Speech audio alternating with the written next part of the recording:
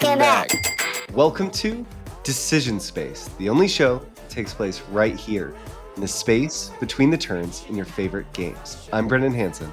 I'm Pete Wissinger. I'm Paul Solomon. I'm Jake Friedman. And this is the podcast about decisions in games. And today is a special episode where we are beginning to count down our top 10 games. That'll be the top 10 games individually for each of our four co-hosts. This is part one, so we'll be each giving our number 10 through number 6, and we'll pick that up next week for our number 5 through 1. However, there's even more content than that, so if you are a patron subscriber, we'll be doing pre- and post-show episodes on pre- and post-show discussions on each of these episodes where we'll be revealing the rest of our top 20 list, so the games that didn't make the cut, and then other special honorable mentions. So you already saw the pre-show if you're a patron. Make sure you stay tuned for the post-show. And if anybody's interested, you can find our Patreon at patreon.com/decisionspace. Fantastic. I don't want to delay too much. We got a ton of games to get into here.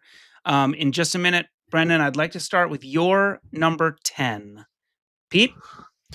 Well, yeah. So what I was going to say before we do this, do we want to talk a little bit about how we made these decisions or what kinds of things we were thinking about? So I know that me personally, since I have not participated in Decision Space top 10 before, I kept it pretty like all time for me, right? I wasn't really being very sort of chaotic and saying, oh, well, what if I really thought, is this really one I love? No, it's my first time doing one. I stuck with the Pete classics for the most part. So I was not all of that dynamic in my list making. I was being a little nostalgic and precious about it.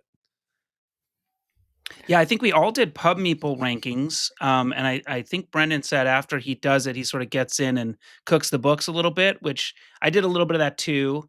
And if you're paying attention while you do it, you know, you're going to click on one of the games over and over and over, and you're going to know that it's going to be your number one. I think I started doing my ranker 4 times because I got partway in and I thought, oh God, this game, I didn't even think of it. I've got to put it in there. And I'll just add that I put in 50 games and ranked 50 games and then sort of pulled back to top 20 is the list in front of me now. That's pretty similar to what I did. And Paul, I did the opposite. I was going through and I was like, oh yeah, I really like that game. Oh wait, do I like that game or that exact game again more? Because I had typed in a game multiple times. This is why I need to cook the books a little bit at the end of the ranking. What about you, Jake? Were you trying to capture the essence, or was this really what you want to play when the 2 showed up on your screen right now? Yeah, I did the exact same method I've done every single time on this show. I go with the Pub Meeple, one and done. I'm out, and I try and go more on like emotional, visceral reaction to like what is calling to me right now on that page. So I think mine ends up changing a little bit more from year to year than some other, game reviewers in this space or on this show. Not that there's anything wrong with either method, but that mine ends up feeling maybe a little bit more like a hot 10. Like these are the games that I'm most interested in playing right now if you were to come over for a game night. Okay, yeah, so I'll add just one last thing here, which is previously I used to have a 3-point system. Which game do I think is the better design? Which one do I want to play more right now? And which one do I think better represents my taste? And you'd have to like get 2 out of there. But this time I tried to be a little less precious and just kind of shoot from the hip. That's a good system. And today, the thing that distinguishes our show is while we talk about these games and why we love them, we're going to try to say at least one thing about the decision space of the game itself that makes it pop. So with that, I guess I'll start with my number 10 game of all time, which is Reiner Knizia's Modern Art. Modern Art, in my opinion, is a triumph of a design that is as equally thematic as it is delightful. And while it doesn't capture the theme on the nose perfectly, it captures the feeling of what it might be like to be in an art market where you're dealing and you're in a community of people who want you to be interested in certain things, speculating on the value of those things for the future. I've never had a play of this where it's flopped completely and entirely, and a play where people didn't at least a little bit get into the mindset of trying to really sell me on why a certain artist in their hand was really going to be big next round. And I think to me, that's a huge part of the fun of modern art. It's a clean, very clean design where you're dealt this hand of cards, and you're going to sell those cards in a variety of different types of auctions. And the value of those paintings is going to change throughout the course of the game as different artists are more or less popular during a given round. I think one of my favorite things about the types of decisions that you're making is threading the needle on the management of this game. You're dealt this hand of cards, and you have to try to. You don't want to buy your own paintings. Typically, that's a horrible investment. You want other people to pay you for the paintings you have, but you have the most information about what will be in the system based on what's in your hand. So you have to care about what other people have and hope people care about what you have. It's just a delightful design. It's Reiner Knizia's modern art. So this is my favorite Reiner Knizia game, but it's not on my top 10. But it's in my top 20 though. So, but yeah, it's no Knizia's in the top 10. That's wild. Okay, sorry, okay. Doctor, but spoilers. But I think that you were right in how this has one of the most thematic decision spaces I think in a game. Like when you talk about, I've heard Jake talk about agential theming, and I think that what we've got in this game is when I'm running the live auction portion of modern art, nothing quite gives me the auctioneer rush like running the live auction in modern art. Like it is such a fun moment that the decision in that part trying to like goad other people into overpaying for something in a live auction is just so much fun. Okay, so I'm going to jump to my number 10 game. So my number 10 game is the Imperium Deck Builder. This comes in 3 different boxes: Imperium Legends, Imperium Classics, and Imperium Horizons, which just came out last year. This is a heavy civilization themed deck builder. I think at this point there's like, I don't know, over 30 civilizations between the 3 boxes that are all completely asymmetric. Some based on real historical civilizations, some more fantastical. Like I played earlier this year as one of the new factions, which was the Martians, and you play a civilization of Martians that crash landed, and you're essentially by the end trying to become like native because your ship blows up. The game just does so much cool stuff within a shared system, and it is a game that is really unique for me because it is the only game that I've wanted to play over and over again as a solo game. Which means there is something about just the puzzle of the way the deck builder works in Imperium that just tickles my brain.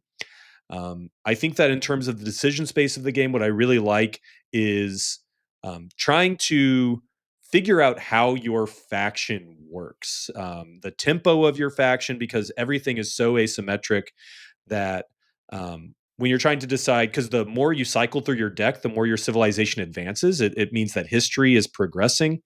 And then once you become what they call an empire civilization, you can start buying your most powerful cards that are worth points. So figuring out whether you should push to pivot to the empire to start cashing in the points. But it's just this very complex, rich deck builder. And also, as a history nerd, I just love seeing the theme in the different civilizations and the way it plays with the different tools. It's just an excellent historical thematic deck building game that again, if I want to play a game solo, that means there's really something special about this game. Pete, you are famously an enormous fan of Root. We will see it somewhere, Who knows? on your Who's top to 10. say? No one knows to say? where. And that is a very symmetric game. This is 2, and I just wondered, like, how does that match up? Obviously, you're playing it solo, so it's more of a variance thing than it is like a asymmetric. I just want to hear a little bit about that, how it shows up in a 2-player or 3-player, whatever you've done.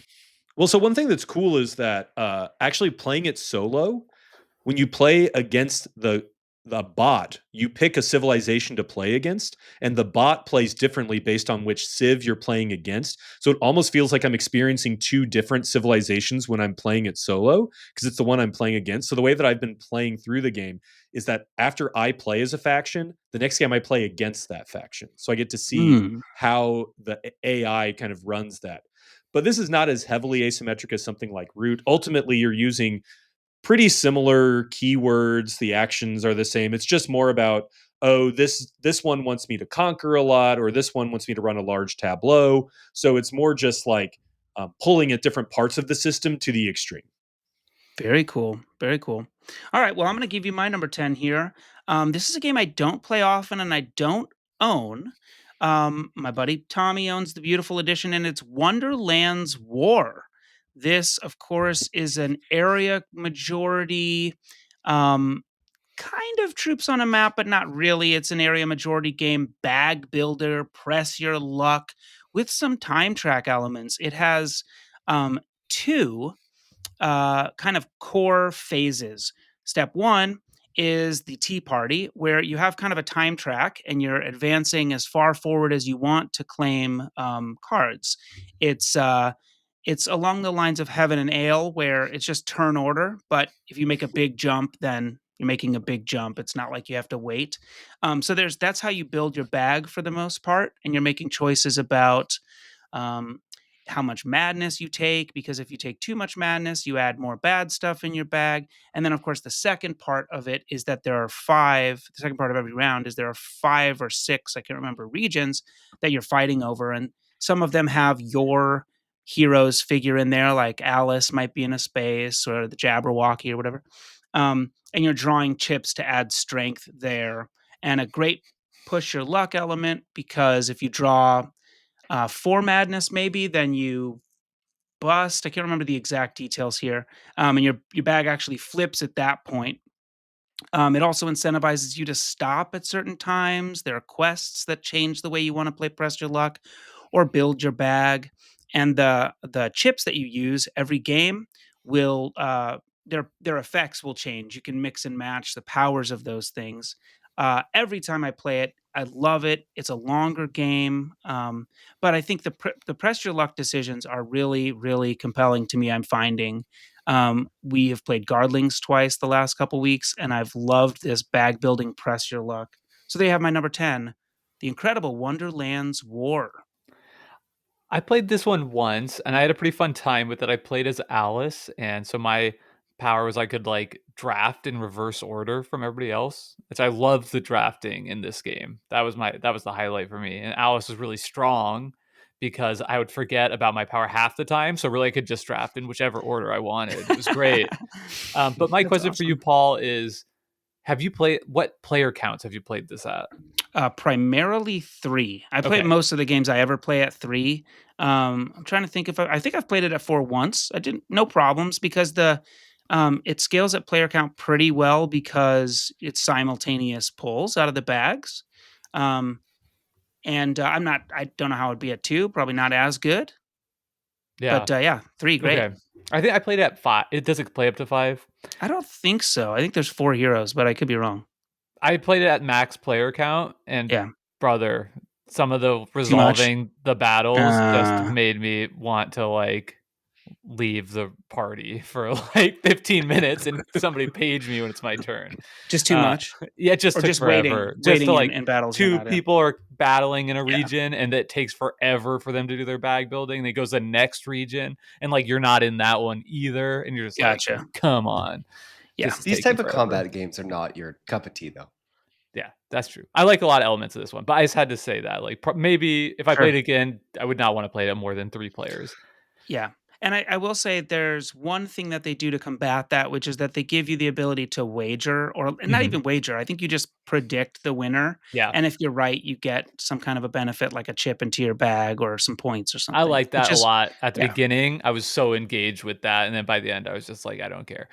sure. Okay, can I go to my number 10 game here? So that was Wonderland War from Paul, and my number 10 game is Civolution from Mm. Stefan Feld, the new Mhm. heavy civilization building slash Castles of Burgundy style game, point salad game from Steffenfeld. I've talked about this one, I think, on the Quintessentially Jake episode, but this has 36 actions. You roll a grip full of dice, and then you use 2 dice to select an action, right? So, I can use the 1 and the 2 to take the 1 +2 action, or I could use the 3 and the 6 to use the 3 and the 6, or I could use the 1 and the 3, or the 6 and the 3. So you just have a tremendous amount of action selection choices, so much search to think about, which I just absolutely enjoy. It just feels like a treat to sit down and solve the puzzle on each and every one of my turns in this game. I've only played it 3 times, but absolutely loved all those plays. My favorite being a 2-player play where it just felt like we got to do so much more. The game had really time to like breathe, and we got to see our civilizations emerge on the table to a greater extent than the max player count game. So I love that decision space aspect of it. And then the thing that just makes me want to keep revisiting this heavy game is it has that feeling where each decision you make just has a decision tree that will continue throughout the whole game. If I take one action over another in the first round of the game, that's completely shaping my game in a different way had I done the other one, whether that's because I'm getting a certain trait to my civilization going on my tableau that's going to allow me to do actions differently versus something completely different. So it makes me think back like, oh, I wonder what would have happened if I had made a different decision and everything would have played out differently. So that's Civolution by Stefan Feld. My number I 10 love game. I love hearing that one of the most recent Steffenfeld games made your top 10, Jake. So I feel like the ending of Steffenfeld games often really shapes the whole experience. So something like In the Year of the Dragon, you know exactly how long the game is going to be. In Castles of Burgundy, you know exactly how long the game is going to be. How does that work in Civolution? Is there any twist on that, or is it a set number of rounds, sort of classic Steffenfeld-ish arc? There are 4 rounds, but each round has a variable number of turns. I don't want to belabor this too much, but it's really interesting in that whenever you take a refresh turn and reroll all your dice, that is what moves the turn marker forward. And depending on the number of players, there'll be a certain number of refreshes in each round. So it kind of has this element where like, okay, cool, I'm gonna get to go again, and then the next 3 people all refresh, and you're like, well, shit. Yeah, so it keeps you on your toes in that way. Cool. But cliffhanger for next week, I will say, while there are 3 Steffenfeld games in my top 20, this is my highest rated one this year. So I will be revealing a new What? favorite game designer on next week's episode. Ooh. Okay, well, I Ooh. will not be, because my number 9 game of all time is My City. My City is a polyomino game by Reiner Knizia, and it's also a tile laying game in which you are playing you're building a city throughout time. There's 24 different scenarios that you can play, and there's these differently colored polyominoes that come in 3 colors: blue, red, and yellow. And basically you're going to there's a deck of cards that show those polyominoes on them. Every round you flip a card up, and each player has to play that polyomino somewhere on their board adjacent to other pieces that they've already placed. And then as the game goes on in the legacy version, you sort of follow this little city throughout the course of time. Mechanics come and go, complexity ebbs and flows, and you have this sort of endearing arc and a metagame sort of latched onto it where you're trying to collect stickers and different points, ultimately competing to see who will win the overall arc. There's also, in my opinion, a rock solid eternal game that sort of is the greatest hits of all of the mechanisms for My City, maybe accepting some of the ones at the end to preserve potential for spoilers, that I think is just one of the most balanced, delightful little single bite polyomino games I've ever played. It's like my favorite light polyomino game. I think My City, if it had existed in the early 90s, would have been sort of ubiquitous as Tetris. This is just a phenomenal game that does what it does as well as it can do. And yeah, I've played the campaign for My City 3 times. I think 3 times with Maya, once with Jake, so that's 4 times. And the Eternal game, I would have to say at least 200 times. My City's just awesome. If you haven't played it, and you hear Legacy game, this is that, but it's the lightest version of that you can possibly imagine. Jake and I did 2 episodes on it. If you're intrigued, go feast. Very cool. So that was your number 9, My City. I have follow up here. I know that You did an episode here on My City, and you both have talked in great praise of the Eternal game, which is the backside of the board. It's non-legacy. You just play it. It's a game that could have come out and been called Mhm. My City. And I was not inspired by that. I guess it was the I don't know, the not even the legacy, but the campaign part of the changing of the rules that I liked so much. So I was curious, like, what is it about that Eternal game that really works so much for you? I love a game that can sit just beyond your cognitive horizon, right? So a puzzle that you feel like you can almost solve. And I think My City, the tile set is so svelte that you can always trick yourself into thinking you can solve the puzzle of what pieces are left in terms of optimizing a layout that could cover sort of any of the potential problems that come up, right? There's some of these polyominoes that are really easy to utilize, and some of them that really actually do represent problems that you have to almost solve in the way you're laying things out. And I think that playing that sort of iterative bite of just, I'm going to play this, or not the iterative version, I guess, not the legacy version, but just the Eternal game, playing in that small space where I can really wrap my head around the puzzle was delightful. And I'll also say, Paul, it's a game that I could feel myself and see myself getting better at in real time. If the legacy game was always changing and I never felt like I could find my footing because every three games more or less a whole new mechanism was introduced, Mhm. just being able to sit with the game and sort of relish in the simplicity of what was there, but the sort of masterful in the Knizia way of, there's only polyomino. You never have the mirror of certain polyominoes. So you're sort of dealing with only ever being able to turn left in your car in a way and still Sure. trying to get to a destination. And I think it lets you focus on certain elements that I find really fun. So one of those is just the fact that you're pursuing all these different goals, right? You want to have trees showing, you want to cover up rocks on your board, you want to have 3 different colors next to every church, and you want contiguous color groups. And I think that for me, those were enough. And figuring out when to focus on what and why to maximize my score just felt great. I loved solving that puzzle over and over. I'm reminded of the difference between sort of cult of the new, cult of the old attitudes that came up in our debate, and I know Mhm. that that's closer to your style, and it makes perfect sense. But Yeah. I wanna move on and hear Pete's number 9 game of all time. You're muted, You're bud. muted. Okay, this is where I get curious to see if we're going to have any overlap, because this game was on Jake's top 10 last year, and Jake and I deep dived this game this year. My number Mm. 9 is Age of Innovation, the sequel to Terra Mystica. So, Age of Innovation is a heavy Euro game that really amps up what made Terra Mystica already a modern classic. The main thing that Age of Innovation adds is the ability to draft a faction. So in Terra Mystica, you have a faction who has special powers and a certain terrain that they terraform, and what you do here is you can choose a faction that has one special power. You can choose what terrain it's going to have. You can choose what special power your stronghold is going to have.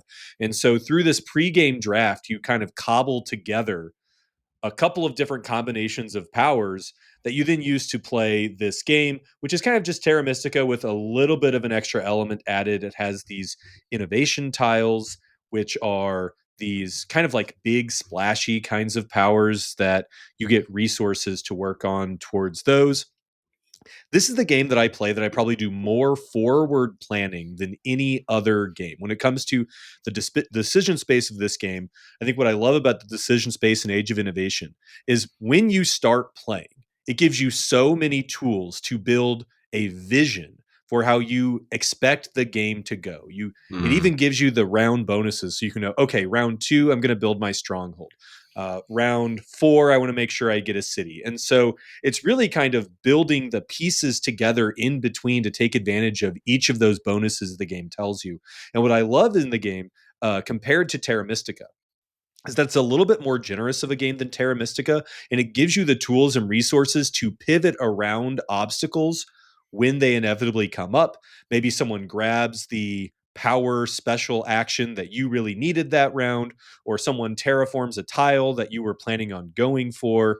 And this game just gives you a lot of really fun, neat ways to kind of wiggle out of that. I think the powers feel a little bit bigger. I think those innovation tiles give you new ways to get points. I think there's a lot more viable ways to earn your points in this game.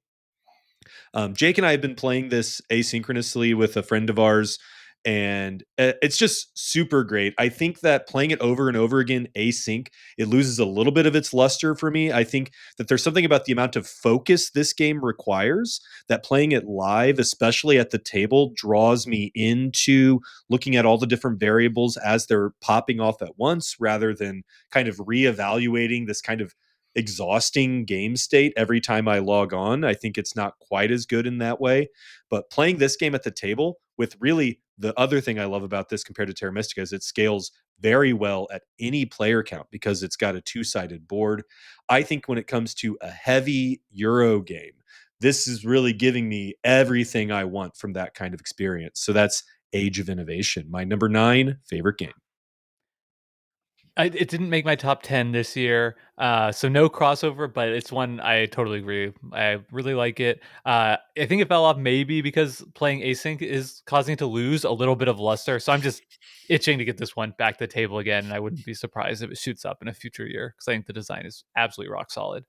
I just want to add that this is a quick correction. This is the second sequel to That's true. Because there was that a Gaia project? Actually, it's the fourth because there was also Terra Nova. So Okay, this is that was the in between. fourth game So there you in go. the Terra Mystica oeuvre, and I've played them all, and to me, it is the best one, or at least Nice. it's the one that's my favorite.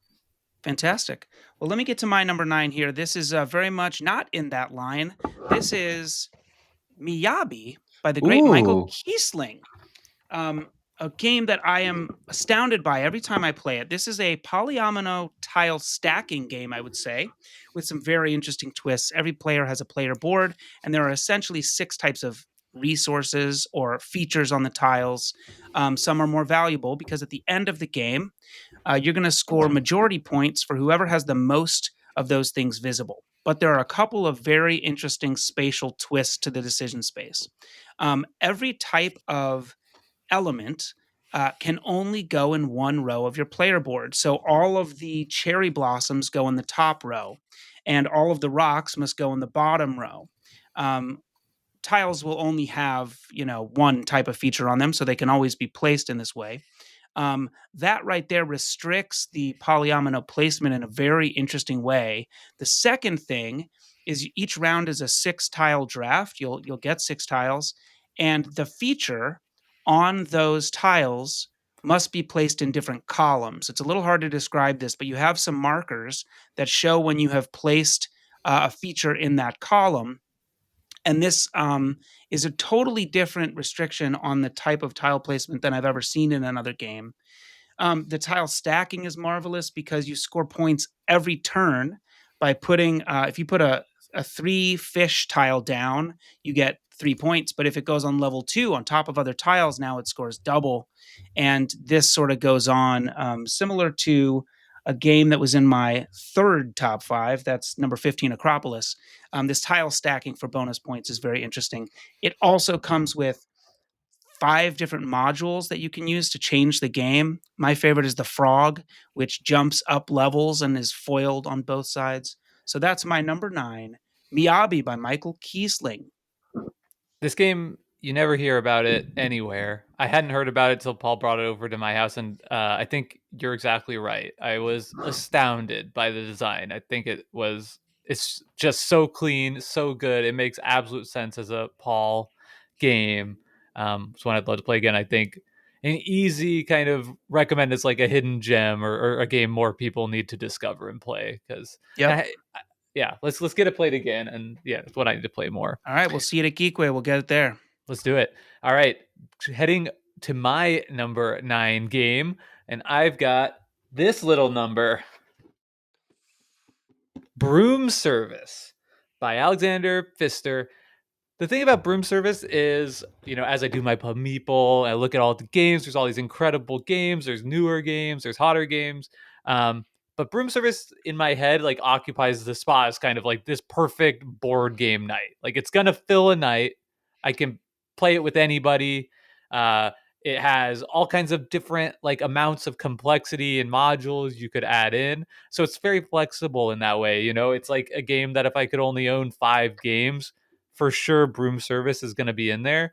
The If you don't know about Broom Service, it's a kind of pick up and deliver style game, I would say, but it's all based on this incredibly fun card system where you'll be picking 4 possible actions, and then you have to resolve those actions by declaring if you're the brave version of the action or the cowardly version of the action. If you're the brave version, you only get to do that if nobody else selected that action and also chooses to be the brave version of that action. So that enables the best part of the decision space of this game, which is both it's all the above the table stuff of like trying to predict what cards other people might have picked based on their uh, position in the game and just trying to zig while everyone else is zagging. Awesome game. Broom Service holds up. Every time I play it, I have a great time. Yeah, I mean, Broom Service is an incredible game. And I think for me, Jake, one of the things that I also love, just to add on for people who haven't played the game, that this is a card game and a board game at the same time. And the board is really in conversation with what's happening above the board in your hand, right? Your hand is and the board are in conversation with all the other players because you really care what they're going to do. But your hand is also really driving the play, and it feels like a card game. It uses the language of a card game in the rule book. It doesn't feel like a card game in which you're amassing more cards and building a tableau or anything like that, but it feels like a card game in which you're sort of trying to dip and dodge and cut other people off in the way that you might in a trick-taking game, where you have to figure out the shape of the game and also get in each other's heads. So Broom Service, just a delight. Yeah, Jake, it's kind of funny. I love this game. You say you guess this is a pick up and deliver game, and I think what that illustrates for me is that like the board is cool, but this whole game is about that action selection system, Yeah. right? Like it could almost be any board game, and if you throw that brave cowardly mechanic on that card play, I'm in, right? Like yes, the potion thing is fun, it's cool, it's serviceable, but it's that brave cowardly declaration that just makes this game. And I will say, like, the theme does sell it. Like, so Broom Service, you play as these witches. I think if this was like if we were in ancient Rome, like fighting a war, the cowardly brave thing wouldn't hit the same way. Because I think the fact that it feels so lighthearted makes it more exciting and more fun than a game where perhaps the theme is bringing you to a place where like it feels more combative and like upsetting. I want to sit around a table with my out. friends saying I'm the brave weather fairy or I'm the Right. cowardly hill witch, not I'm the resolute centurion. Right? Totally. I once played with someone who found the name Peak Druid hilarious. He was like, "We've reached Peak Druid," right? See, we're just laughing about the theme now. It's so good. So that's Alexander Pfister's Broom Service. I am now going to talk about my number 8 game of all time. And this game is a game system. It's a game that has been released many times in many different boxes, but it's the same game every time with new characters. And that is BattleCON, Devastation of Indines. Is the sort of version that I have and really love. So BattleCON is a 2-player dueling game. It's a fighting game, sort of in the style of a classic 90s arcade game like Street Fighter. You have a character. Your character has hit points. Your opponent has a character. Your opponent has hit points. Your objective, your goal, to reduce their hit points to 0 or have the most HP left when the timer for the game runs out. And the system in this game overall is really cool, which is that it plays in a 2D space and you can move by using these different cards that you have. And there's a shared set of cards that everyone has that represent these sort of core actions in a fighting game, where you have strike and you have guard and you have throw and you have dash. And it's sort of the base language that your character is going to speak. And everyone speaks that language because it's the language of moving. But then your character has these other cards that will match up to those cards. So every turn you're going to play one of those bases and one of your own cards from your character that's unique to your character that will modify that. So if I can play maybe There's a character that I really love that can teleport. She's all about sort of getting in really big strikes and being evasive and can move quickly throughout the space. So maybe you play a special strike with her that allows you to strike from further away or to hit extra hard, or that when you hit, there's something that happens to the other player. And this game is perfect information for each player, more or less, because the cards in your opponent's hand and what they can do are known, and you don't always have access to all your cards, but you always know what cards your opponent has access to or not. So this isn't about knowing what your opponent could do, but knowing among what they can do, what you think they will do, right? Trying to think one step ahead of your opponent and punish them for being too obvious, too consistent, too exploitable in what they do. I think BattleCon is endlessly inventive and creative with the types of characters that they have in the system too. It's sort of almost, to me, as someone who loves fighting games in general and has played a fair amount of them, feels like a greatest hits of almost every fighting game the designer themselves probably played, where there's another character where you start with these 5 runes that give you powerful effects, but the second you use one of them, they go away. There's another character where you're playing more or less as this archer where you're trying to stay far away and you can modify and all your strikes are really strong. But when someone gets up close to you, right, you fall apart. These are well-trodden tropes, but I think the best they've ever been done in board games. And sitting across the table from someone playing this style of game, you have these peak emotional moments where you don't want to be seen and so clearly try to see the person across from you. So that's my number 8 favorite game of all time, BattleCon. A game I Very wish I cool. could play even more. I have a couple follow-ups here. The first is I know that this is something you've talked about. This is sort of the donkey space, the Yomi of, are you going to do what I think you're going to do, and you can't put the cup in front of yourself? And my first question of 2 follow-ups is, rock, paper, scissors is that game. Yeah. Do you like it? Yeah, I love rock, paper, scissors. Excellent. I think it's a That's great all I game. needed to hear. Yeah, awesome My game. second thing is a game that is built on a similar DNA is the Exceed fighting system, Yeah. which has all level 99 games have these like player character packs. There's a shared set of cards, but it's turn based. It's a little more build up and then pull off a fight. But when you fight, there's a simultaneous reveal. So I prefer that one, and I wondered if you played it and how they compare for you. I have not played Exceed, and I'm sure I would also love Exceed. What you've just said, Paul, of this sort of build up and then a simultaneous reveal. I think simultaneous reveal is the magic words for a fighting game. I think you need that, right? Because at its core, I want some sort of guessing game. But from there, if I have a hand management sort of resource management game playing out where we're building up while playing a fighting game, that sounds like playing a lot of games where you're managing meter and trying to thoughtfully approach. So I'd love to play Exceed too. I've played both, and I think you're exactly right, Brendan. The fact that BattleCon takes away a deck of cards, it really ports the fighting game system that you love so much, the video game version of that, into board games in a much clearer way. I think Exceed's an excellent game, but having the randomized deck of card element to it makes it a little bit more in the vein of a Magic the Gathering style, which I think takes it further from the fighting game simulation that you're going for. Both excellent games for different reasons. BattleCon's one that people absolutely should check out. You can find it for like $15 a starter pack, and that will give you like more fighters than you will ever need, I guarantee you. So that's Brendan's number 9 game, BattleCon. 8. Number 8. I think we're on number 8. Yes. Woo. Don't disrespect BattleCon. It's getting hot in here. All right. So my number 8 is pretty much a quintessentially Pete game. This is the game on my list that it's been the longest since I have played. I probably haven't played this game in at least 2 years or more. I'm actually going to try and get it to the table here soon. So I'll update a future episode if this game, I think, has lost its luster. But this is Inish.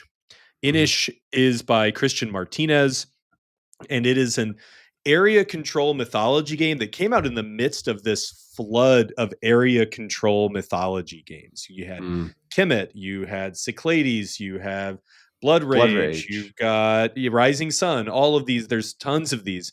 And to me, Inish rises above all of them, in part because it has the most elegant, streamlined, awesome rule system. And it has something that I love in games, which is multiple paths to victory. So the way that Inish works, first of all, is it's a simple pick and pass drafting game for the action selection cards. Essentially, there is a small set of cards that literally on your turn, you will play a card and do what the card says. But what's great is every round of Inish, you are drafting the same small set of action cards. And even if it's your first time playing it, by like round 3, you've internalized and memorized all of those cards. So you know which cards you're looking for in the draft. And if I don't get this one, that means someone else probably has it. There's like one card set aside. So that leaves a little bit to the imagination. So, first of all, the drafting is great. Unlike something like Blood Rage, where you're drafting something different every time, in Inish, you are drafting your actions every round. And then what we have here is a pretty simple game where you are playing tiles out to expand the board. And then there's 3 different victory conditions. One is to be present in, I think, 6 different territories. One is to be present in territories with 6 different sanctuaries, which are these buildings you can make. And then one is to control 6 other pieces, right? So to essentially rule over 6 opponents' pieces. And what's great about this game is it has this almost Uno mechanism where when you're one away from a victory condition, you like grab this crown to be like, Uno, like I'm one away. And this is the ultimate like table balanced game. This is a game that if you don't like king making, you're not going to like Inish, because you get to a point in the game where it's like everyone is like one away from a victory condition. And you're just playing whack-a-mole and bashing the leader until hopefully you're the one who rises to the top. And you get to a point in the game where you have 3 people who are tied for the win. So everyone needs to try and get a second victory condition. But what the game also has is these red cards, which are special power actions that you can gain. And those are sort of the catalysts of the game. Those are the cards where when someone's holding some of those, you're like, there's something there that I don't know, because I know all of the cards that are in play, but I don't know, now that these red cards have entered, what extra thing someone might be able to pull off. So that gives it that swingy moment element that I love so much. And then lastly, the combat system is so good in this game because at any point, the 2 people in combat can just be like, are we good? Yeah, we're good. And then the combat just stops. So every combat is actually a negotiation. You can kind of, uh, you know, get in people's heads. You can convince them that actually things are great. There's so many layers to this game in such a simple, streamlined rule set that to me, when it comes to an area majority game with multiple paths to victory, Inish just hits every time. The only reason I haven't played it in so long is because when I got this game, my group played this so much. It's so easy to get out with really anyone who shows up at game night because it is so much easier to pick up and play than a lot of other similar games. So that's my number 8 game, Inish. I agree with the part where you said that if you don't like king making, you won't like this game. I have a feeling I'm the only host that would love this game. Yeah. I don't know. Brendan maybe would like it. I don't know if you played it, Brendan. I think I would genuinely be interested to hear what you think going back to it. I'm not saying that you wouldn't like it now. I think you have a little bit of rose-colored glasses on like the complexity of this game. My experience of learning it and the cards was not so smooth, and to like know all the cards by round 3, that feels like more like maybe game 2, round 3. But hey, I'm nitpicking. It's not my style of game. Obviously, a lot of people love it, but it's just not for me personally. And I haven't played it, but I have aspirations to play it. Such high aspirations that I own it. I've punched it, Right. but I have not. It's a beautiful game, by the way. Like the art of the game is stunning. Absolutely stunning. Fantastic. And that is definitely, as you said, a quintessential Pete game with table balance. So let me get to what is, for me, a longtime favorite. This is my number 8 game of all time, and it is Lunar Architects, designed by Dan Cunningham, who's a buddy of mine. This was actually my first ever Kickstarter game, I believe, and this is Glenmore 1.5. Glenmore is... and I have Glenmore 2, but I think I prefer this to it. It's a time track game with the classic, if I make a big jump to grab a tile that I want, I cannot go until everyone's tokens have passed me. The big twist here, or one of them, is that at the end of the game, you are punished for having a lot of tiles. And so the game kind of counterbalances the idea that if you make a big jump for the tile you need, typically you'd be punished by that because people would get a ton of tiles, and that's normally very good for them. But it counterbalances that by saying, actually, don't get too many tiles, be really efficient. Otherwise, you're going to get slammed. It in sort of typical Paul fashion, it has different round scoring objectives that change the way the game is played. There are 3 types of red objects that you're focused on, and then there are different end game objectives, which sort of we're all playing the same game each round. One last design component that I really love is, and this is a little bit like, I'll remember the name later. There's a market here where you can buy and sell the resources, because this is a very resource tight game, and it works incredibly simply. As you buy the things, the prices go up, and as you sell them, the prices go down. And you can really play a lot of the game in that market if you want, for this sort of indirect player interaction. But I love the drafting very much, and the spatial element. God, there's so many things in this game I adore. When you place a tile, it has a cost and an immediate effect and a bottom effect. Those all trigger, and then every tile it touches triggers. And so you can continue to chain these things together. This is a little bit where the popping off from Honeybuzz came from. So that is my number 8 game, Glenmore 1.5, aka Lunar Architects. So, Paul, I played this game with you once and definitely did not at any point know how to play well. You and the other player both absolutely crushed me. It's just not how my brain works. But my question for you is, you have so many games in your collection like this. You have so many games in your collection that I would say include grab a tile and place a tile. What makes one like this stand out? Like when you're playing a mediocre one of these, Sure. What does it not have that something like Lunar Architects does have? Lunar Architects has 2 big things. One is the time track drafting, which Heaven and Ale has. Heaven and Ale is actually pretty similar to this in a lot of respects. It has this time track drafting, but the big selling feature here, which I'm surprised it took me so long to say, is the comboing off of these powers. You place this, and it triggers your resources again that you're going to need for the next tile, which maybe you've planned for, and you're starting to see the end of the round coming, and you go, well, I got to get rid of this worker. There's this whole spatial movement thing of your workers. You can only build next to your workers. And so you're constantly planning way forward. Whereas something like Patchwork is a 1 out of 3 for me. That's a time track pick up and place game, but it's just not at all interesting to me. And this one just blows me away every time I play it. I love. Awesome. That's Lunar Architects, Paul's number 8 game, and we'll move right along to my number 8 game. I wonder who's going to want to jump in and talk about this one. It's a little trick-taking number called Nokosu Dice.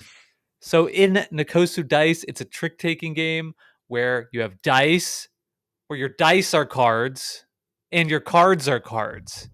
It's incredible. Need I say more? Yes. Yeah. Okay. Please do. Please do. No, actually, you did it. Nailed Yeah. it. Okay. So, I mean, it very much is a standard must-follow trick-taking game that Pete has so eloquently gone on and on about on this podcast. If you want to learn about kind of how that works, you can find our episodes on trick-taking games and shedding games in the decision space backlog. What this game does that sets it apart for me, and this is like by far in a way my favorite trick-taking and shedding game, is the fact that it handles bidding differently from the standard way bids are done, where I have to evaluate everything at the start of a hand and then determine how many bids I'm going to win. Nokosu Dice does this incredible twist on that formula by allowing you to manage your way over the course of the hand to a bid that you're ultimately hoping to achieve. And it does this by having the mechanism where the last of your dice that you've drafted at the start of the hand that remains is your bid. So if I'm left with a 3, then hopefully I've also ended by winning exactly 3 tricks. And I just love the dynamic puzzle that each hand presents you with that just feels to me like I have so much more agency and for that reason, so much more engaging than any other trick-taking game I've played. Nokosu Dice, my 8th favorite game of all time. I may or may not have more to say about this game in depth in the future on these top 10 episodes. But I remember, Jake, I showed you this game at the Gamers Ranch because it was late at night one night. And you said, Pete, you're into these trick-taking games. Just show me the best one. And I showed you this one, and having no idea if you'd be ready to jump in the deep end, because it is about as heavy as it comes for a trick-taking decision space. Because you've got this drafting element, and there is just something that's just like exciting about this game. I think that Jake, you've probably found that when you show this game to people, like for a certain type of person, it just lights their brain on fire. Am I right? Oh yeah, yeah.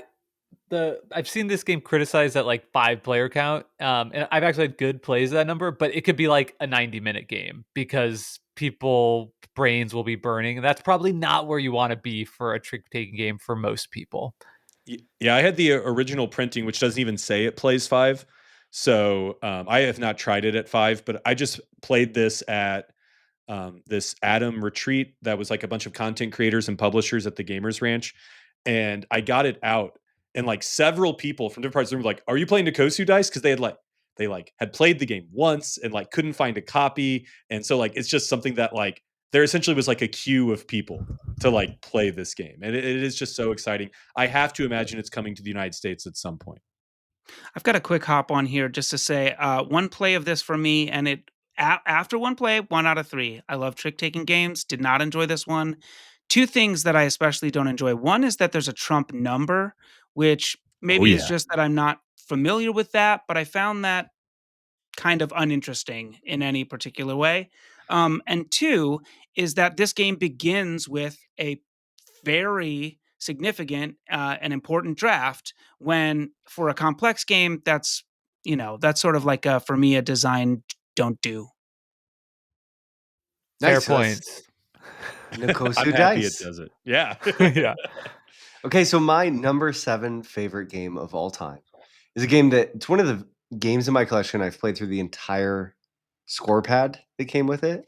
Felt sad. I wrote to the publisher, which I knew I shouldn't have, but I was like, could I just like have another? Could I buy another from you? And then I realized after I sent the email that I should have just bought another copy. That's the way you say, can I have another score pad? You just buy the box again. I would have Should've sent it said, to you. "This You're a is huge Brendan fan. I would have just sent it to Hansen, you. board game influencer from the Decision Space podcast." I don't think I've requesting- said the game name yet. It's Cascadia. Cascadia is, I think for me, this is another game where it took me long to appreciate why the theme for Cascadia works so well. And it's because the experience of playing Cascadia, the feeling of how you are interacting with everyone else at the table feels very much like being on a walk with nature with someone. Especially if you're being a little bit competitive, but just a little bit. Who's less tired when we both make it to our destination? Something like that. Cascadia is this cool tile drafting game in which you're drafting hexagonal tiles that you're going to build that all show different types of terrain. Those will become the puzzle that you're putting together to put pieces on that are animals that go in the habitats shown on those tiles. So you're sort of juggling these 2 puzzles at once. This terrain puzzle where you're trying to match these terrain shapes to make the largest grassy area, the largest wetland area, or the largest group of water, because you'll get endgame scoring points if you can do that compared to everyone else at the table. But you're also trying to have on top of it animals in certain patterns that correspond to cards for how the foxes or bears or elks score in that specific game. This is just delightfully replayable, really light, enjoyable, a perfect coffee table game. That's why it's my number 7 game of all time, Cascadia. I'll hop in to say that I just played Cascadia Junior, which I bet you have not, and I bet you do not have kids of age to play Cascadia Junior, but it's a very nice implementation of this system. The simple game is just put 3 of something together, put the 3 of a terrain type together, or put 3 of the animal type together, and on the advanced mode, the 3 of the animal type have to be a particular shape. Really nice. Cascadia also fits that grab a tile, place a tile spatial puzzle that I love. You're not going to see it here. I don't think it's even in my top 50 this time, but I do love. Great choice. All right. I'm going to move on to my number 7, which is my favorite cooperative game of all time. Also, the highest rated trick taking game on Board Game Geek. This is Thomas Singh's The Crew: Mission Deep Sea. Listen, we're in a trick taking renaissance, and I think arguably The Crew really kicked off the modern trick taking renaissance. And you know what, y'all? It's that good. Right? Like people who maybe their only trick taking experience was growing up playing hearts and spades or whatever, they're like, yeah, I've played a trick taking game. But The Crew really did just take the board gaming hobby by storm by being this absolutely addictive cooperative puzzle. And I think The Crew Deep Sea is just the perfection of what was started by The Crew Quest for Planet 9. In this game, people are grabbing missions, and then you're playing a very standard trick taking game to make sure everybody completes their missions. I think what I love about this game is it requires you to play your hand of trick taking in a different way every time. And you're not just playing your hand, you're playing your hand so someone else can play their hand. I think that playing this game with a table of people who all really understand trick taking is really just the perfect limited communication co-op experience, especially when you get this this set of missions where you're like, oh my gosh, there's no way we can pull this off. We've got to thread so many needles to do this, and you get it done. It is just the most satisfying experience. I will say there's feel bad moments when you screw it up for the table, absolutely. But it's a game that you're never just going to sit down and play one hand of The Crew. Like once you start playing The Crew, this is just what you're playing for the rest of the night. So beware trying to play this as a filler, because you're going to end up with so many hands of The Crew in a row, because it's really just that fun. I've not played through the entire mission log. I tend to play The Crew Deep Sea, where you just grab a couple of objectives and play. It has that pick up and play kind of experience baked in with it. But yeah, I just absolutely adore The Crew Mission Deep Sea. Follow-up question here. Another sort of co-op, mission-based, trick-taking scenario type thing. Very popular, Lord of the Rings Fellowship trick-taking game. How do those compare for you? That's a great question. I think that for most people, Fellowship is going to be the better game because it does add theme, and it adds theme very, very well. So I think that is going to sell it for a lot of people. I love that game. I've not quite finished the campaign of it. Um, and it does give you a more curated experience because every mission in the Fellowship is designed to be an interesting combination of objectives. It's a curated experience.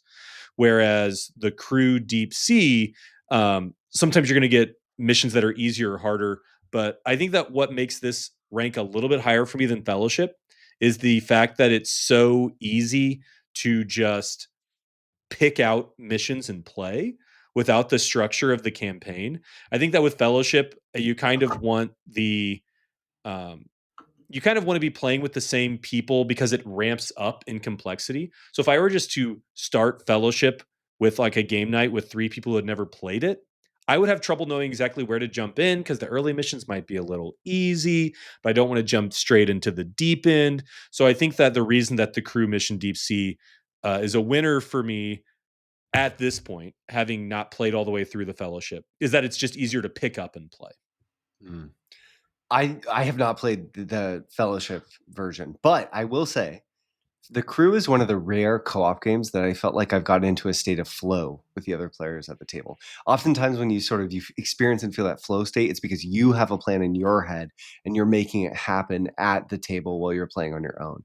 And I think The Crew, because of the way that trick-taking games work, sort of as the decision space is just massive and then winnows down really fast, and just the way that you really have to be playing off of one another. It's one of those rare games where I feel like the reason why people will so often play it back to back to back to back to back, round after round after round, is because you can really get into a flow state with the whole table. And that's a cool thing for a game to be able to pull off.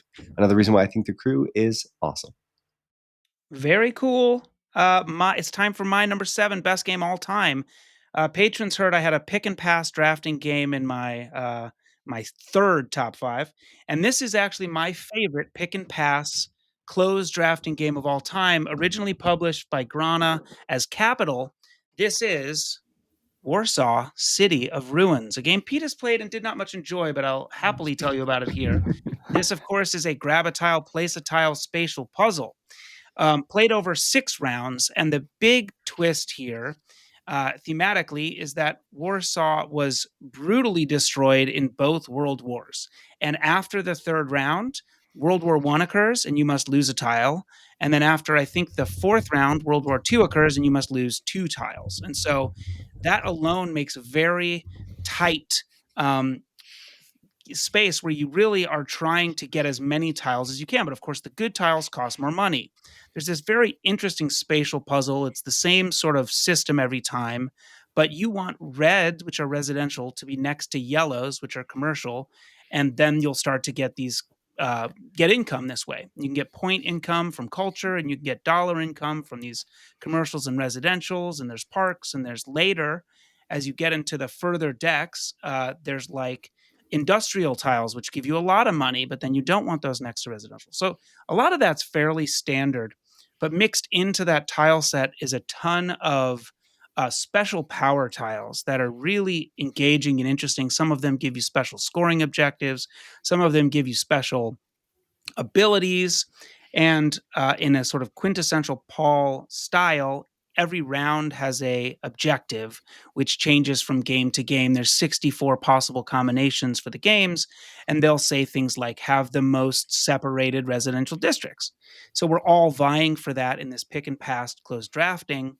And the reward for that is that you get an additional tile for free. And that's very strong in this game, again, because you have to lose tiles down the road. You're built inside of this 4x3 grid. It's very tight. And that's my favorite pick and pass drafting game of all time, Warsaw, City of Ruins.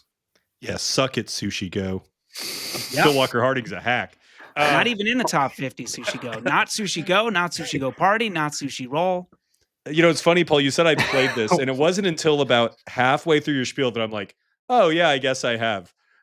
Because, like, I, like, barely remember this. I think that what I've decided, Paul, is that for every 6 tile games I play with you, you have to play John Company. Okay, I think that that's going to be our that's going to be our relationship. It's going to end our relationship real fast. We'll not be playing games together anymore. Well, before the band splits up completely, I better jump in here with my number 7 game of all time. 7 game of all time. I probably should not walk away from the mic while I'm talking. And it's last year's number 1 game for me, Challengers. Still have it as a 10 out of 10. Still an incredible game. The reason it's moving down just a bit for me is because of the simple fact that this is an extremely polarizing game. And there are enough people in my life now that I've played it with that just do not like anything about this game. That has just put me off a little bit from trying to get large scale games of this to the table. And I really want to be playing this, with the full 8 players, make it like an event thing. And it's just pretty hard to get 8 people who are like enthusiastically consenting to a game of Challengers. Now, it's no problem at all online, where it continues to shine on Board Game Arena. If you're not familiar, Challengers is an auto battler sort of themed drafting game where you will be drafting a deck of cards and then battling against just one opponent in a simulated tournament. Each round, and your deck will just play itself. You'll have very few decisions in those games, and you'll draft more to your deck. And that is the gameplay loop. I'll say one other thing that I think is interesting about Challengers is I was listening to a different podcast. It was a Magic the Gathering podcast, and they were talking about auto battlers, and the hosts were saying the reason that they love auto battlers so much is because it's basically just the draft part of Magic the Gathering minus the playing. And then that made me kind of realize that we're like truly through the looking glass of where the drafting game went to the video game, and then that video game has translated back to a board game.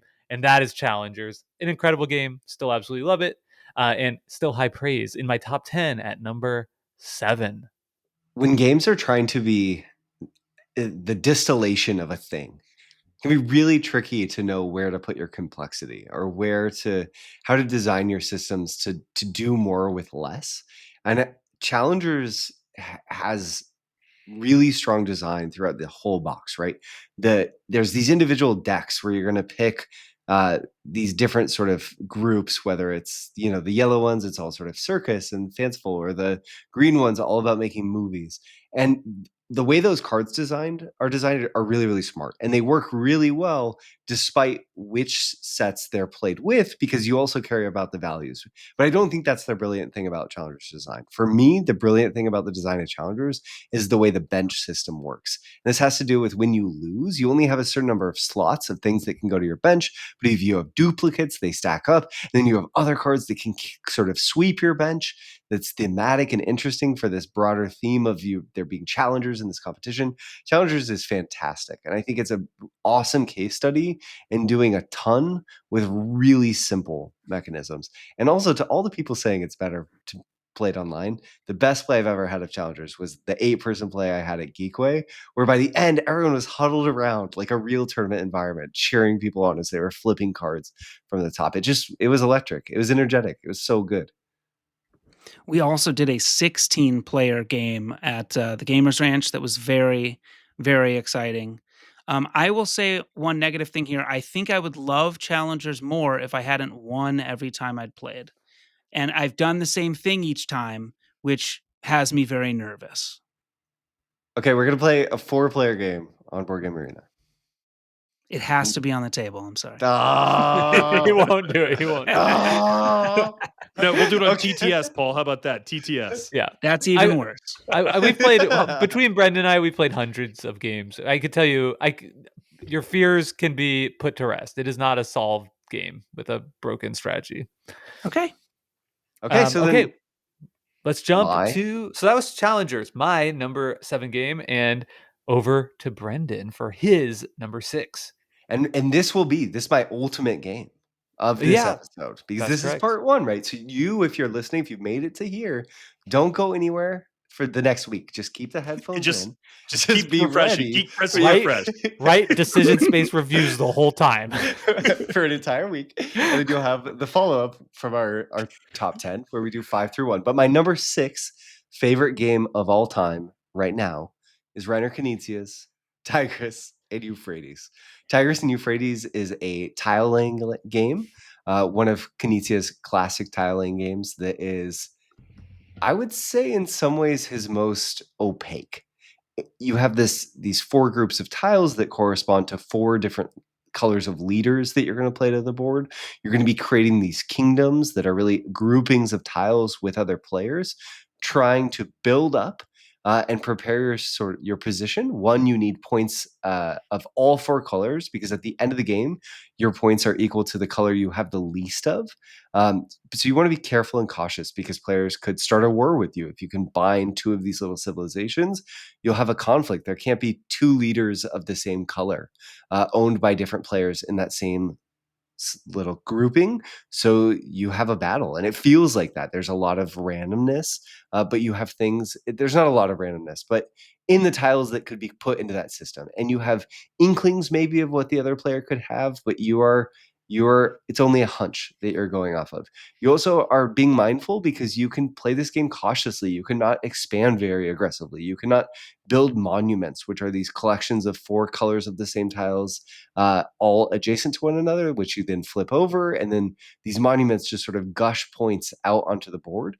So you have this tension between wanting to play cautiously, but if you play too cautiously, you're not going to get enough cubes, and you won't have the points to win. And if you do spread out, you're going to be incentivized to pick up these treasures that are these wild tokens, but that might make you weak to attack. And you have these special these special catastrophe tiles, where you can basically just destroy a tile on the board, which can be hugely powerful, but you only have 2 of them for the entire game. So they end up being this really interesting skill shot, where you have to understand when and why you might use this, and how using it could not just affect the decision you're going to make now, but the decision everyone else might have wanted to make on their turn, and how you can set up a board such that you can make other players worries, effort work in your favor. I think Tigris and Euphrates is brilliant.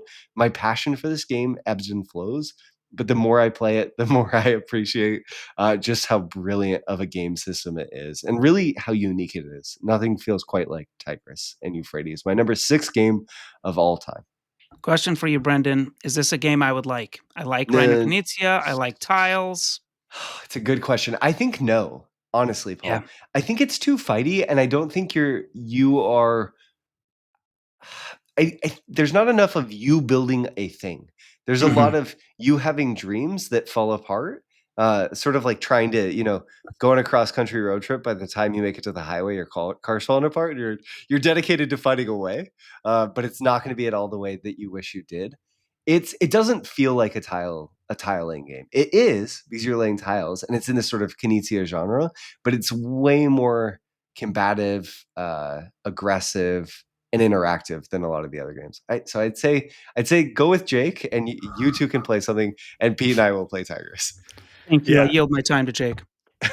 Yeah. Babylon. Oh, wait. Never mind. Okay, sorry. Cut that out. Go on, Jake. What you got?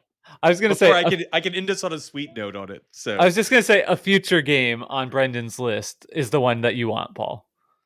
Yes, that's true. So I probably played this game for the first time like 2 years ago. So I was kind of a latecomer to it. And I don't think I've ever played a game where in the middle of my first play, I thought, this is genius. Like there is just something so brilliant and elegant to this design that it is no wonder that like this is maybe his most well-regarded game in terms of calling it a masterpiece. I will say the biggest thing about this game is it is so deep that I've not played it enough to get in the depths. I'm at that point in the game to where if I'm playing with anyone who is at all good, I will just get absolutely wrecked. Because this is a game where if you play it enough that you get to know how the board state works and what it means, you just have an advantage over someone who's never played before. Like someone will never sort of like happen their way into a victory in Tigris and Euphrates. Yeah. Like it is such a brutal, brilliant, abstract like war game is what I would say. And I think it's excellent. I would like to play it more to get to a point to where I don't feel like I'm just like walking around in the dark while everyone else has night vision goggles on. So I'll move on to my number 6, which I know is a favorite of the decision space crowd. My number 6 favorite game of all time is The Resistance, but specifically Avalon. So The Resistance Avalon is probably the first social deduction game that I went way deep on. My group must have played this game when I got it 3 times a week, every single week that we got together. This just has the most exciting social deduction package in a small game. And if you've not played The Resistance before, this is a game where people are going on secret missions, and most people at the table are on the good team, which in this case means you serve Arthur, and a minority of people will be the minions of Mordred, who's the bad guy. And the minions of Mordred are trying to make the missions fail, whereas the servants of Arthur are trying to make the missions succeed. But the twist of The Resistance Avalon, which I think has been added in an expansion to base game Resistance, is that one player is Merlin. And Merlin's on the good guy team, but he knows who the bad guys are.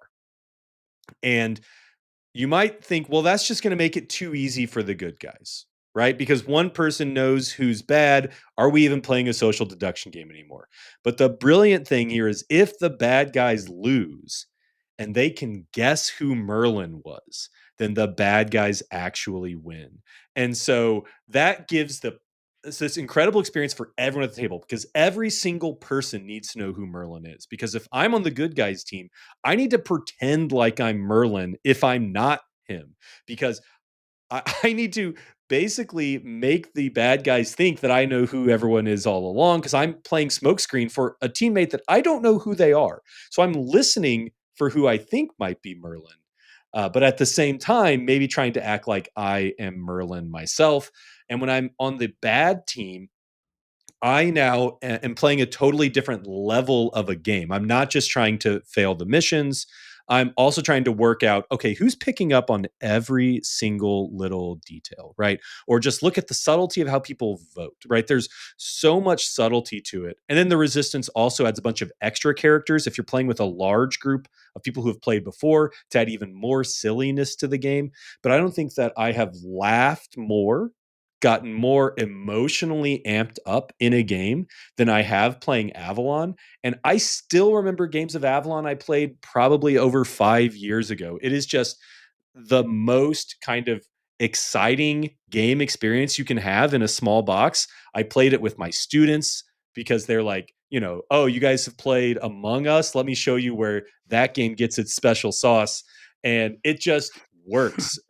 I also learned by playing this game that I'm frighteningly good at lying, which, what does that say about me? I don't know. It gives me a rush. It feels good. Maybe that's something. Who knows? But that's my number 6 game, The Resistance: Avalon. What's the player count on Avalon? Up to 10. Okay, yeah. And Resistance is much I smaller think than that? maybe Is it's that up true? to 8. Actually, maybe it's up to 8, but I think it's 10. I think it's the Okay, same. cool. Yeah, Okay. awesome. Well, I've played this game one time and had a good time, but didn't love it. I don't love Resistance. It's sort of a little small for me. But 2 games in that space that I love that share what you're talking about are Werewords, which is 20 questions with these secret roles, including the seer, who knows the word but doesn't want to give themselves away, and then Deception, Murder in Hong Kong, which always has a witness who knows who the bad guy or two are. And one of the first things I ever had published in a game was just ripped straight out of my one play of Avalon. In the Deception, Murder in Hong Kong expansion, we put in a protective detail, which is someone who knows who the witness is. And so they can get a little information off of that and try to make themselves look like the witness. Who's that character in Avalon? There is one, Merlin. right? Oh, Well, Merlin knows, but then there's someone who knows who Merlin is. Percival wants people to think Yes. they're Merlin. Yes. And they know Percival who Merlin knows is, who yes? Merlin Yes. is, Yeah, but they don't yes. know what Merlin knows. Correct. Right, exactly. Yeah, very cool. All right. Well, let me get to my number 6 game here. I am not a big fan of minis games. You could call Foundations of Rome a mini game, I guess. Wonderlands War has minis in it, and this is my favorite minis game of all time. That is Specter Ops by Emerson Matsuuchi. This is a hidden movement hide and seek game for 2 to 5 players that I absolutely love every time I play it. One player is the hidden agent, I think they are, and they're trying to run through this gigantic map of a warehouse to hack 4 portals or whatever they are, consoles or something. And you have some movement on your turn. The other players can drive this car around very quick, or they can hop out and try to figure out where you are with line of sight, trying to find you. Do I see you? Do I not see you? And deduce where you are. What's very cool about the game is that there are there's 4 special characters on each side that have special powers. And so the beast, for example, can use their power to smell and see if you're within a 4x4 grid. Or if you have the robot C3PO like character, you can use the car as an extra vision.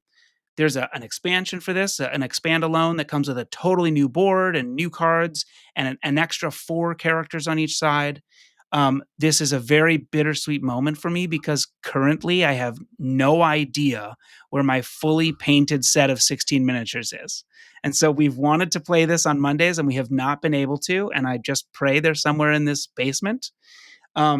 Specter Ops is incredible. The other thing to add on is that in a 5-player game, which you can actually absolutely never play unless everybody understands it, there's a hidden traitor on the good team. And so they can lie about what they can see, and eventually they're revealed, and then they go secret and they can hack consoles and stuff. But every time I play this game, there's a time limit, and it comes right down to the clock of are they going to escape or are they not? Specter Ops is phenomenal. My number 6 game of all time. Pete, you've just been listing off games that I would love to play. I think maybe this tops Lunar Architects as the 2 that you've mentioned today that maybe Lunar Architects still I'd rather play, but Yeah. I feel like I have such a blind spot for these hidden movement games. I think the only one I've played is Mr. Jack, which is a great design in of itself, but I would love to play more of these. So yeah, add this to the list of There's games. some chance that I'll find the minis Find the and we'll minis. actually be Just able to do play it. it. Yeah. Don't give up. You can find Yeah, them. yeah. All right. So that's Paul's number 7 game, Specter Ops. Number 6. Number 6. Number It's 6. really hard to keep Number track. 6. So many hosts, so many games. And we're moving on to my number 6 game. And it is a game I've been playing just way too much lately. Magic the Gathering. So I have a really complicated relationship with Magic the Gathering. I played it as a kid. It's really core to my origin story as a gamer. I reviewed it on this podcast. I think I gave it like a 7. I was like, it's a cool game, but the lands are really bad. And you're gonna have you have so many non-games. And that's all true. But maybe it's like with the birth of my son, I'm in a cycle of my life where I just come back to Magic the Gathering and play it a ton and get really into drafting, and have just been having just such a wonderful time playing the new set, kind of relearning the game. I've been playing exclusively on. No, I did a live draft. That was really fun. But then I've been mostly playing on Magic the Gathering Arena. I don't know that I need to give any kind of introduction to the mechanisms of Magic. It's just the classic dueling card game. But what I will say for the decision space aspect of it, this is kind of a meta one, which is that I love that decisions that you make in Magic the Gathering are in conversation with so much more than just that individual instance of the game. They're sort of like in conversation with uh, the larger meta, like what cards are possible in other people's decks based on all these outside considerations.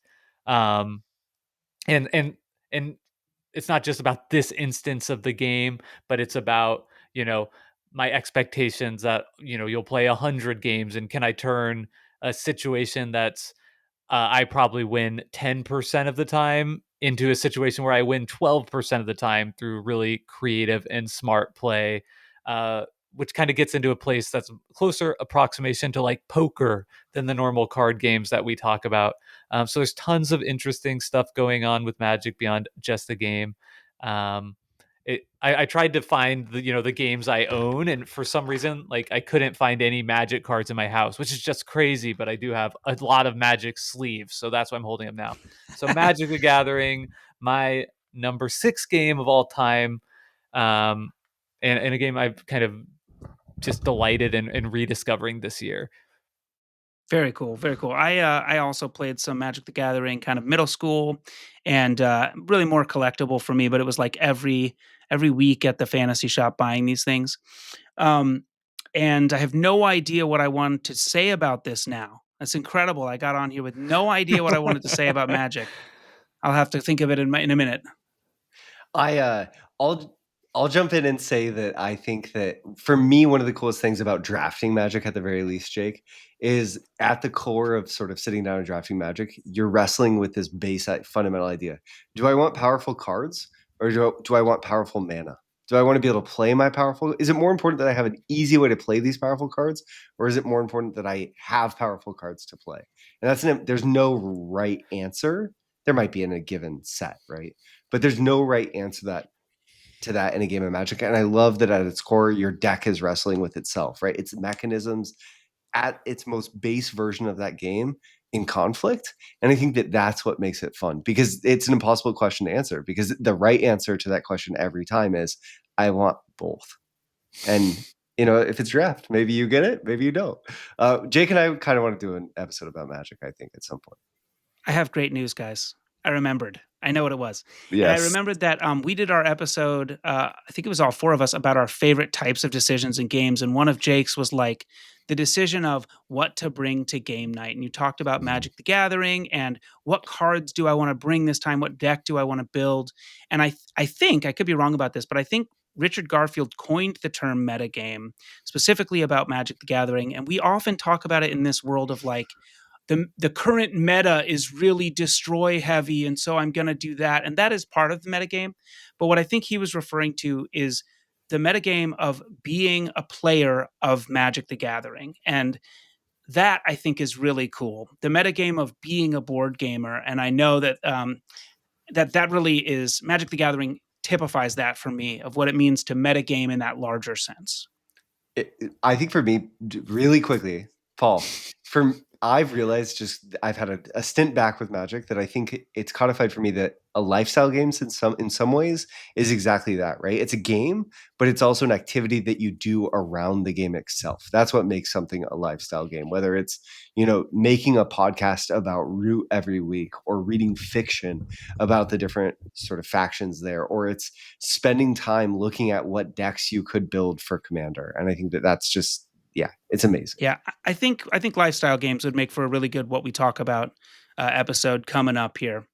Well, let's book that and let's cut off the conversation here on our number 10 through number 6 games. Don't forget to join us again next week. Make sure you subscribe to our podcast so you don't miss that one. It's Decision Space, the podcast about decisions in games. You can also find us on decisionspacepodcast.com.